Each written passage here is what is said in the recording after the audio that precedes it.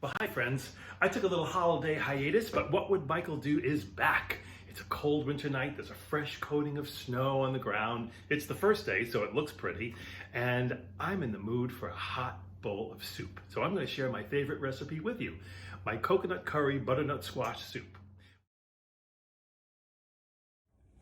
This is the hardest part of the recipe, cutting your butternut squash in half. Get your knife centered, give it a spin, do a little at a time, and you'll easily see that you can cut right through. We're going to seed that and get rid of them. If you haven't done this before, just take a tablespoon and dig deep. Get that well all scraped out, practically gone. Once you've seeded your squash, you're going to put it in a roasting pan. As you can see, I'm doubling this recipe because it's so delicious and I want to freeze some and keep it for later because it freezes beautifully. We're going to take a teaspoon of melted butter. I'm going to put ghee on mine and we're going to brush that right onto the squash. This is going to help the spices that we're going to add to it adhere. Ghee, of course, is just clarified butter. You know, what you dip your lobster in. We just made a fresh batch and it's so delicious. You know, it's used very often in Middle Eastern cooking.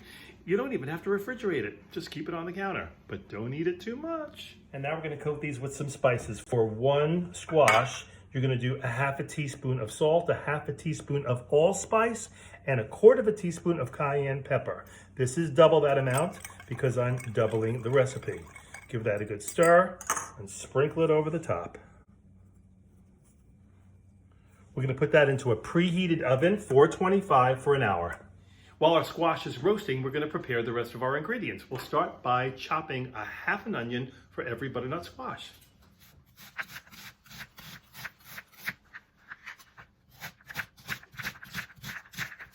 Melt a tablespoon of unsalted butter in a stock pot.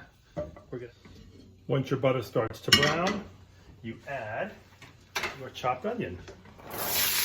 We'll saute that over medium flame for about 2 minutes until the onions become translucent. Next, we're going to add a teaspoon of yellow curry powder. Give that a stir and cook that up for another minute.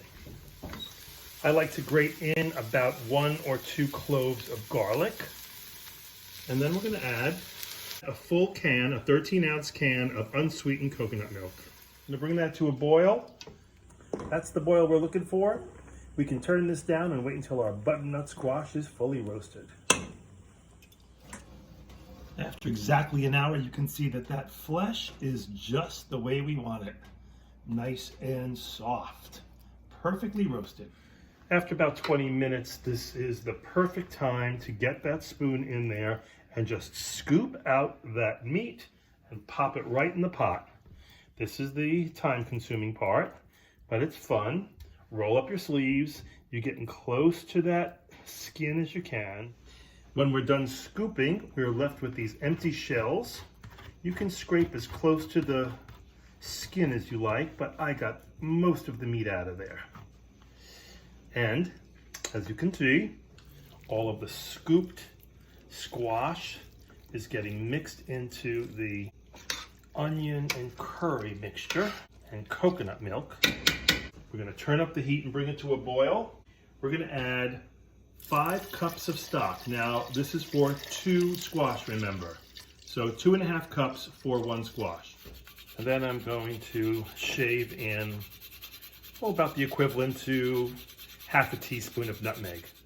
Naturally, you can use powdered nutmeg, but I like to scrape in right from the seed. Give that a stir, bring it to a boil. When it does boil, we'll let it simmer for about 10 minutes or so, and then I'm going to dig out the immersion blender. You could also put this in a standing blender, but I'm going to show off and use my brand new immersion blender. It is a brilliant tool to have in the kitchen. So much easier and a lot less cleanup.